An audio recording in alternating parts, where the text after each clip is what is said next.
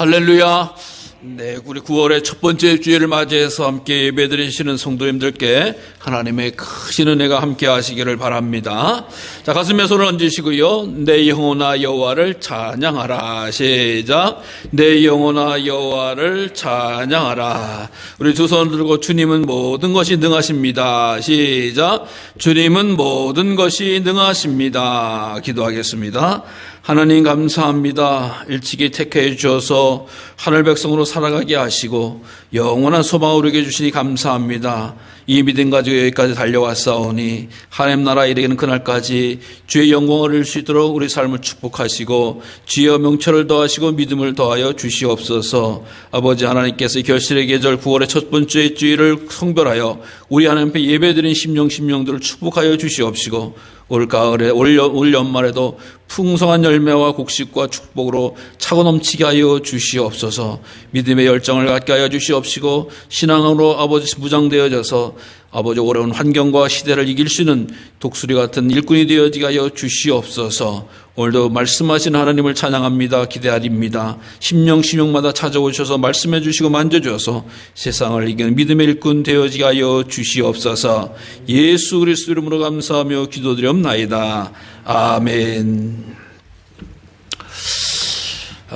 음식 문화를 보면은 우리 외국 사람과 우리 한국 사람은 좀 다른 것 같아요. 무슨 얘기냐면 우리나라 사람들은 내가 돈을 내고 먹기 때문에 내가 먹고 싶은 대로 하겠다라고 하는 개념이 강해요. 그래서 우리나라 사람들의 특징은 뭐죠? 상위에다가 가스 버너를 놓고 끓여 먹습니다. 그래서 내가 먹고 싶을 때 먹지 뭐 주인이 상관없어요. 또 내가 넣고 싶은 거 있으면 뭐 김치국물이고 무슨 가루고 막 집어넣어서 먹는 게 편해요. 왜? 내 돈 내고 내가 먹는데 내 마음대로 먹어야지 라고 하는 그런 생각을 갖고 있죠. 근데 외국 사람들은 생각이 좀 다른가 봐요. 어떻게 다르냐? 내가 돈 내고 지금 먹는데 내가 왜 조리를 하냐? 내 돈 내고 먹는데 난 가만히 있고 갖다 주는 음식, 잘해주는 음식 내가 먹으면 된다 라는 생각을 가지고 있어요. 그래서 이 개념이 우리는 내 돈 내고 내가 먹으니까 내가 먹고 싶은 대로 만들어 먹겠다라고 하는 개념과 내 돈 내고 먹는데 내가 왜 음식을 조리해야 되느냐. 셰프나 요리사들이 조리해 주는 걸 먹어야지 라고 하는 생각을 가지고 있어서 다릅니다. 그래서 양식을 먹을 때 우리가 이야기할 때 최고의 음식 가운데 하나로 스테이크를 이야기하면 그 스테이크를 굽는 거예요. 고기를 굽는 거 아니겠어요? 소고기를 굽는데 굽기를 물어봅니다. 어떻게 구워드릴까요? 우리는 내가 불판에다 놓고 내가 뒤지기면서 어떤 사람은 그냥 겉으로 팔짝 먹든지 어떤 사람은 푹 태워 먹든지 지 맘대로인데 외국 사람들은 요리사가 구워주는 거예요. 그래서 물어봅니다. 어떻게 구워드릴까요? 그러면 웰던이라고 하는 것과 레어라고 하는 것과 미디움이라고 하는 것으로 말을 합니다. 우리 어르신들은 뭐 같이 가면 다른 사람이 다 구워주는데 어떻게 이야기하느냐? 이 레어라고 하는 건 겉에만 살짝 익히는 거예요. 그래서 우리식으로 얘기하면 불만 스치면 먹지 이런 개념이에요. 레어라고 살짝 굽는 거고 믿음이라고 하는 것은 어떻게 되는 거냐? 반은 익고 반은 덜 익은 상태인 거예요. 믿음은. 그래서 반반아. 그 다음에 웰던이라고 하는 구이는 속까지 바싹 구워지는 거예요. 잘 구워진 것을 웰던이다라고 이야기를 해요. 그래서 내 취향은 바싹 굽는 겁니다. 내 취향은 살짝 굽는 겁니다. 내 취향은 그저 그렇게 굽는 겁니다. 라고 하는 것을 주문시에 얘기해 주면 그렇게 주문해서 나와서 먹게 됩니다. 근데 웰던이라고 하는 것은 잘 맞췄다, 잘 구워졌다라고 하는 표현이에요. 그래서 오늘 본문에서도 모든 것을 잘하였다라고 하는 말이 웰던이다라고 하는 거예요. 모든 걸 잘 맞춰줬다라고 하는 거예요. 자, 모든 것이 잘했다라고 하는, 모든 것을 잘하는 사람. 우리가 이야기할 때 한국말로는 딱 내자가 나오죠. 팔방미인이다. 아이고, 그분이 우리 교회 왔는데 정말 팔방미인이야. 그럼 엄청난 칭찬을 하는 거예요. 뭐 청소도 잘하고 뭐도 잘하고. 아이고, 그 사람이 우리 집에 왔는데, 우리 직장에 왔는데, 혹은 또 우리 가정에 사위로 딸로 며느리로 들어왔는데 팔방미인이야. 얼굴도 이쁘지, 솜씨도 잘하지, 인사도 하지, 싹싹하고. 우리나라 사람들은 온갖 칭찬을 다 하는 말이 이 팔방미인이다라고 하면 그래. 참 좋은 사람이네. 근데 이게 독특한 표현이에요. 이 팔방미인이라고 하는 말은 한국에서만 쓰는 말이에요. 모든 것을 잘하는 사람이라고 하는 칭찬은 한국 사람만 하는 독특한 칭찬법이에요. 외국 사람한테 야, 이 사람 내가 아는 사람인데 우리는 정말 팔방미인입니다 라고 소개시켜주면 큰일 나요. 왜 그러냐? 외국 사람들은 팔방미인이 없다는 거야. 일본도 그렇고 중국도 그렇고 서양 사람도 이 사람 팔방미인입니다 라고 우리는 칭찬을 가득 해주는 거 같은데 결국 그 사람들은 듣기는 뭐라고 듣느냐? 이 사람은 이것저것 하지만 제대로 하는 게 하나도 없는 사람입니다. 이런 이야기가 되는 거예요. 그러니까 아주 그 개념의 차이가 확 달라지는 것이죠. 우리는 칭찬한다고 팔방미인 이렇게 이야기하전 한국 사람을 제외한 모든 사람들은 제대로 할 줄 모르는 사람, 제대로 할 줄 모르는 사람 이렇게 소개가 시켜지는 거예요. 우리나라 속담에도 그런 거 있잖아요. 12가지 재주를 가진 사람이 저녁거리가 없다라고 하는 그런 개념으로 팔방미인을 받아들인다라고 하는 거예요. 근데 이 팔방미인의 개념이 우리 한국 사람과 어디에 나오냐? 오늘 성경에 나오는 거예요. 성경 말씀에 나오는 거예요. 오늘 예수님에 대해서 이야기할 때 예수님이 모든 것을 잘하도다라고 잘하는 자다라고 하는 건 예수님은 정말 팔방미인입니다라고 하는 그러니까 퍼펙트한 분이십니다. 완전한 분이십니다. 온전한 분이십니다라고 축복하고 칭찬하고 경이로워하는 거예요. 그러니까 이런 일을 볼 수가 없었던 거죠. 우리처럼 팔방미인 많이 쓰는 이야기가 아니에요. 서양 개념에서는 거의 없는 개념인데 모든 것을 잘하는 분이다라고 하는 분을 예수님이라고 이야기하는 거예요. 자, 오늘 본문의 말씀은 두 가지 사건을 말하고 있죠. 크게 이야기한 수로보니게의 사건과 눈먼 자의 이야기, 또 장소도 달리하는 것을 보게 됩니다. 자, 먼저 어떤 이야기예요? 두로에서 있었던 수로보니게 여인의 사건. 근데 이 사건이 진행될 때면 예수님께서 이제 십자가를 지시기 얼마 남기 전인 그래서 많은 사람의 시선을 예수님이 받으실 때였어요. 그래서 예수님이 어디 가든지 다 알아보는 거야. 그래서 예수님하고 예수님을 통해서 여러 가지 개인의 뜻을 이루려고 하는 사람들도 있고 추종자들도 생기기도 하고 이런 문제가 생기니까 예수님이 사역 거의 끄트머리쯤에 거기를 떠나 두로 지방으로 가셨다라고 해요. 오늘 제가 지도를 이렇게 주보 밑에다가 이렇게 그려 넣어드리지 않았어요? 예수님이 계시니까 예루살렘으로부터 저 북쪽 끝에 바닷가 쪽으로 가셨다. 또 이방 지역으로 가셨다. 난 모르는 데로 가셨다는 거예요. 한적한 데로 가셨다는 거예요. 왜? 사람들 부딪혀봤자 성가시게 하려는 성가시기 때문이죠. 근데 조용하고 한적한 곳에 가셨다고 했는데 숨길 수가 없었다. 숨기세요. 그러니까 예수님의 명성이 갈릴리 지역뿐만 아니라 가버나움 지역뿐만 아니라 예루살렘 지역뿐만 아니라 그 먼 땅 두로에까지도 예수님의 이름이 높임을 받고 예수님이라고 하는 분에 대해서 아는 사람들이 많았다. 숨길 수가 없었다. 그러니까 예수님이 오셨다라는 소식이 그 두로 지역에 소문이 확 난 거예요. 그러니까 인생의 삶의 문제를 가지고 있는 사람들이 예수님 앞에 나왔는데 특별히 오늘은 귀신 들린 어린 딸을 두는 한 여자가 나옵니다. 수로보니게 여인이다라고 하는 거예요. 예. 여러분 귀신 들린 딸을 무슨 수로 고치겠어요? 그러나 그 딸을 고치기 위해서 그 어머니 아버지 혹은 그 친척 일가 친척 동네 분들이 얼마나 애를 썼겠어요. 방법이 없잖아요. 방법이. 근데 예수님이 곧 오셨다라고 이야기를 하니까 그 여자가 그 엄마가 예수님이라고 하는 소식을 듣고 쫓아나가서 가자마자 가서 예수님 앞에 엎드립니다. 납작 엎드리는 거예요. 예수님이 도대체 어떠한 분이신가? 예수님 어떻게 생겼나? 키는 어떻고 머리는 어떻고 코는 어떻고 유대 남자라는데 어떻고 이런 거 따지지 않는 거예요. 그냥 가서 예수님 앞에 납작 엎드리는 거예요. 그러니까 이 납작 엎으면서 주님 내 딸에게서 귀신 쫓아내 주세요 라고 해요. 근데요 같은 민족도 아니 헬라인이고 수로보니게인이고 예수님은 유대인인 거예요. 외국 사람이 갑자기 예수님 앞에 가서 엎드리는 거예요. 우리 식으로 하면 서양 사람이 갑자기 우리나라 사람 앞에 가서 납작 엎드리면서 이 서양 여인이 고쳐주세요 이렇게 엎드리는 거예요. 아주 황당한 사건인 겁니다. 아주 낯선 사건인 거예요. 예? 전혀 민족도 다르고 그런 사람한테 엎드리는 거예요. 그러니까 예수님께서 나를 잘 알아보고 왔구나라고 이야기하는 게 예수님이 아주 매몰차게 이야기를 합니다. 야, 자녀로 먼저 배부르게 할지니 자녀의 떡을 취하여 개들에게 던지는 것이 마땅치 않다. 뭐 예수님 앞에 나가서 엎드리니까 칭찬하고 막 하는 게 아니라 예수님이 냉랭하게 말씀하시는 거예요. 당시에 그 유대인 사회에서 그렇게 무시하고 모멸차게 생각했던 처럼 이 여인을 함부로 대하는 그런 모습을 나타내는 거 아니겠어요? 예? 그래서 어떻게 보면 최고의 욕인 개까지도까지 이야기하는 거예요. 예? 이런 일을 하게 되어지니까 이 여인이 뭐라고 이야기해요? 주여 올소이다. 상 아래 개들도 아이들이 먹던 부스러기를 먹나이다.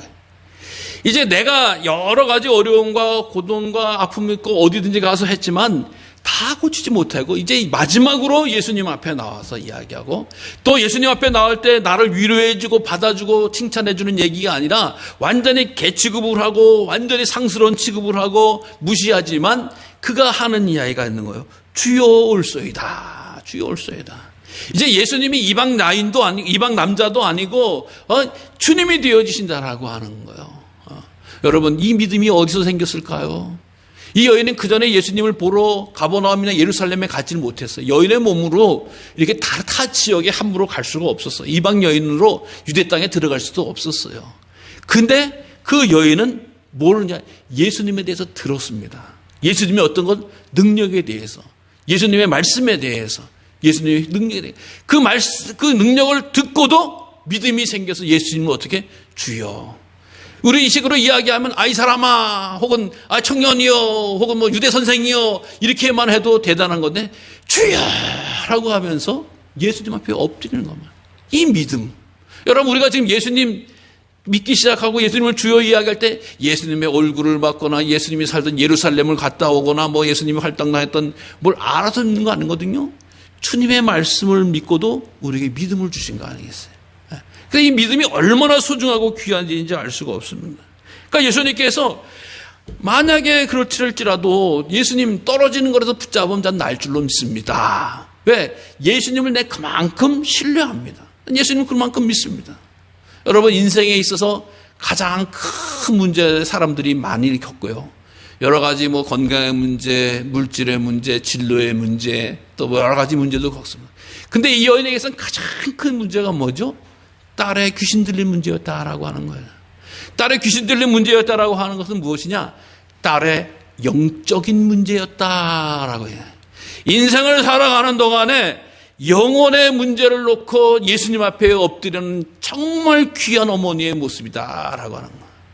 여러분, 우리가 자녀들을 위해서 기도하시되 영적인 자녀의 영혼의 문제를 놓고 뜨겁게 기도하시기를 바랍니다. 예? 요즘 사건 사고 치는 사람들 보세요.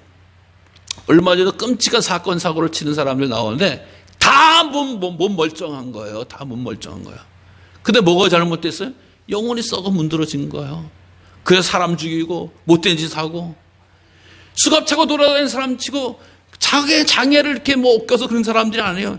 영혼이 병들고 영혼이 썩고 영혼이 잘못 젖먹었으니까 내가 사람을 더 죽이지 못해서 안타깝다라고 떠들고 엉뚱한 소리를 해대는 거예요.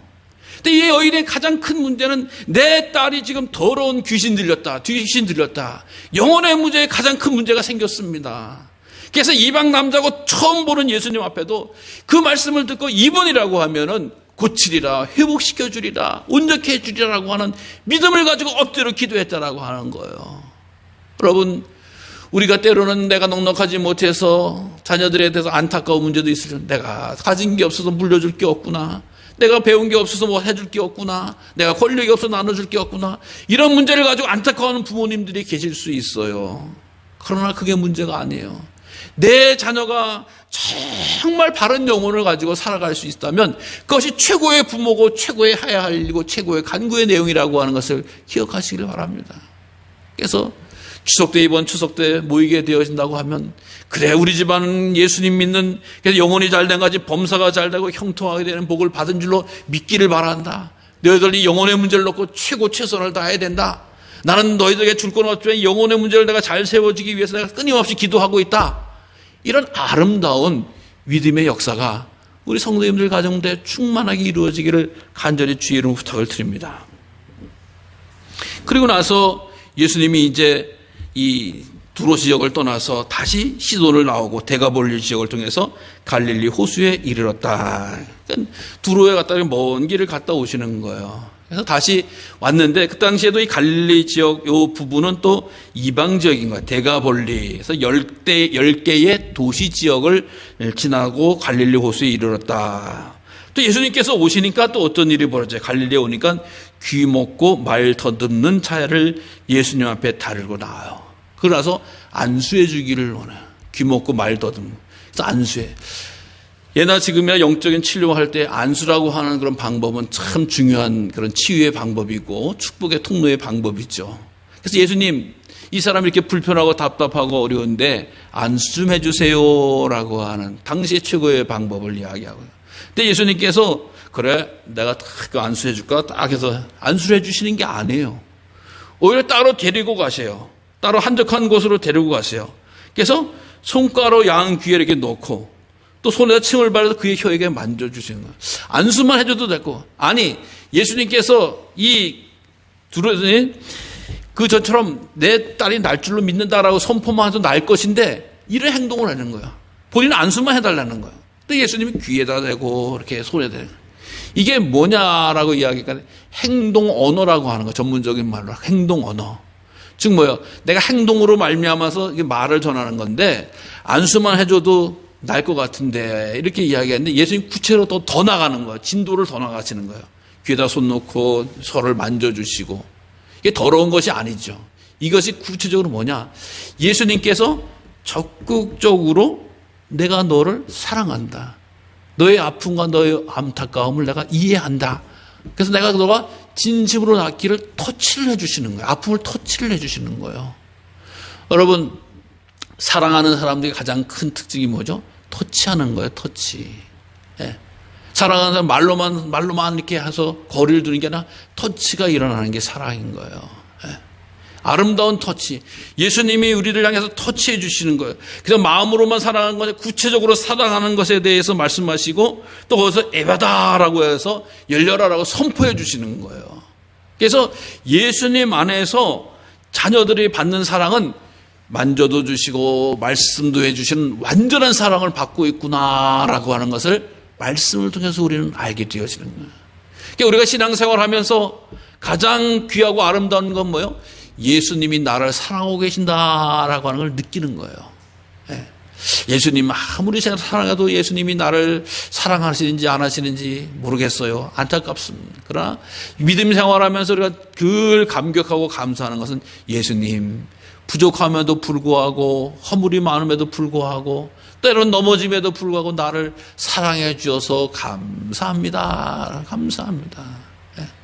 그래서 우리들은 늘 하나님 앞에 예수님 앞에 늘 사랑해 주셔서 감사합니다. 이런 사랑을 베풀어 주셔서 감사합니다. 오늘도 맑은 해를 주셔서 감사합니다. 이른 비와 늦은 비를 주셔서 감사합니다. 내게 새 힘을 주셔서 감사합니다. 새 식욕을 주셔서 감사합니다. 에휴, 또 뜨는 해죠. 뭐 좋은 날은 좋은가 보다. 비는 비가 오는가 보다. 이런 게 되어지는 것이 아니에요. 늘 감사하는 거야. 하나님 감사합니다. 하나님 감사합니다. 여러분 이게 믿음의 생활하는 사람의 최고의 하나님에 대한 경배고 예배고 찬양이 되어지는 거예요.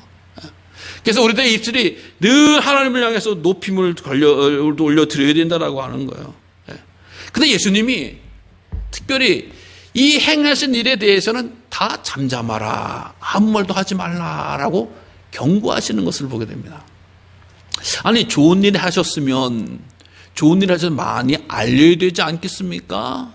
이 생각이 사람의 생각이에요. 좋은 일에서 예수님께 많이 몰려 나왔으면 좋겠지 않습니까? 이렇게 알려줘야 된다라고 생각해요. 여러분 예수님께서 우리들의 귀신을 쫓는 일과 또는 우리들의 육적인 질병을 고치러 오신 분이 아니신 거예요.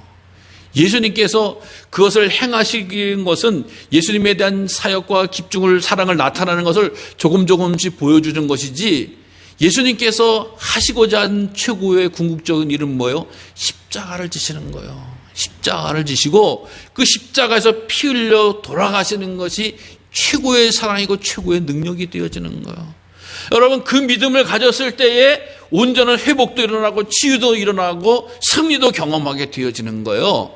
그래서 예수님을 믿는 그 믿음이 우리 세상을 이기고 그 믿음이 사단을 이기는 거예요. 그래서 예수님께서 십자가에 달려오신 그 사랑을 늘 기억하고 그 사랑이 내게 임하여지고 그 능력이 임하여지기를 고대하고 감당하고 사모하는 거예요. 그래서 세상의 어떤 능력보다도 세상은 미련하다라고 이야기하지만 나는 가장 큰 능력이 십자가의 능력이라고 고백했던 바알과 같은 그런 역사가 우리에게 임하기를 원하는 거예요.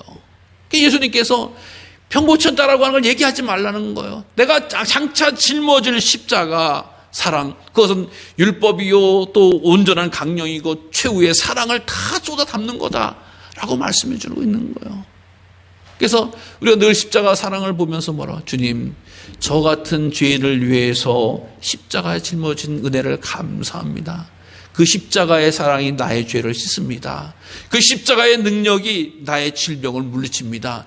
그 십자가의 권능이 사단 마귀의 권세를 이기는 줄로 믿습니다 라고 고백하고 선포하면서 기도할 수 있게 되어진 것이라고 하는 거예요.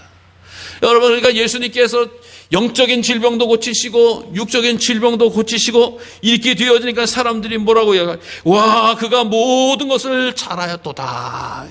예수님이야말로 모든 것을 잘하시는 분이시구나 라고 하는 칭찬과 축복을 받게 돼요. 여러분, 우리는 예수님이 모든 것이 가능하신 분으로 믿는 사람인 줄로 믿습니다. 주님이 이건 못 하시죠? 이건 못 들으셨죠? 이건 못 보시죠? 이건 모르실 거야 라고 하는 것이 아니에요. 주님은 모든 것을 아십니다. 모든 것을 들으십니다. 모든 것을 보십니다. 모든 것을 행하십니다. 모든 것에 능력이 되시는 분이 바로 예수님이십니다. 믿는 거예요. 그러니까 진정한 팔방미인은 완전하신 분은 여호와 하나님이시고 예수 그리스도이신 줄로 믿습니다. 근데 그 주님이 우리들을 향해서 내가 온전하니 너희도 온전하라 라고 말씀해 주는 거예요. 즉 우리의 능력이 아니라 그 믿음 가지고 주를 따라가게 되어지면 영적인 문제도 고침받고 육적인 문제도 고침을 받고 해결을 받을 수 있다라고 하는 것을 말씀해 주고 있는 거예요. 그래서 내 안에 내 중심에 온전한 믿음이 임하여지기를 간절히 사모하고 기도해야 될 줄로 믿으시기 바랍니다. 여러분, 온전한 사람이 구원받는 사람인 거예요. 하나님께서 이 세상을 심판하실 때에 노아의 시대 때의 모습을 기억해 보시기 바랍니다. 온 세상이 다 타락했어요. 온 세상이 다 심판을 받을 수밖에 없어요. 근데 노아는 뭐라고 하냐? 의인이요 당대의 완전한 자라라고 말씀해요. 의인이요 당대와 온전한 것이 없는 게 아니라 온전한 사람이 있다는 거예요. 아이, 나는 어차피 안 돼, 나는 못해, 이게 아니라고 하는 거예요. 예수님의 날개 아래 믿음을 갖게 되어지면은 의롭다 여겨주시고 우리를 온전하게 여겨주신다라고 하는 거예요. 그래서 우리도 이 믿음의 줄을 굳게 붙잡고 주님 오시는 그 안에 선한 싸움 싸우며 달려나가야 된다라고 하는 거예요. 여러분, 노아가 온전한 사람이라는 거예요. 칭찬받는 사람이라. 결국 그러니까 노아를 구원해 주신 거예요. 노아를 구원해 주신 거예요. 세상 사람은 다 죄를 졌기 때문에. 어떤 사람은 그런 얘기, 혹시 뭐 그 중에 하나도 노아 시대 때 무슨 뭐 또 착한 사람이 있지 않았을까요? 없어요. 성경은 완전한 사람이면 온전한 사람이면 구원받을 사람은 구원해 주시지만 그렇지 않은 사람은 가차없이 심판하시는, 가차없이 처리하시는 게 하나님의 법칙이 아니겠습니까? 그러니까 온전한 것이 멀리 있는 것이 아니라 믿음을 가지고 그러니까 주의 말씀을 지켜서 끝까지 행하는 거 아니겠어요? 세상 사람들이 뭐라고 조롱을 하고 무시를 해도 아니 멀쩡한 날에 뭔 비가 와? 뭐 배를 만들어? 하늘에서 뭐가 온 적이 있어? 아무리 와서 조롱을 하고 뭐죠? 하나님의 말씀을 지켜서 뚜박뚜박 순종해서 나가는 노아에게 방주를 허락해 주시고 구원의 은총을 허락해 줬다라고 하는 거예요. 여러분, 오늘 우리가 이 세상 살아가는 동안 힘들고 어려운 시대 한가운데 있는 건 분명한 거예요. 그러나 오늘 시대도 마찬가지고 구약 시대도 마찬가지고 성경 시대도 마찬가지예요.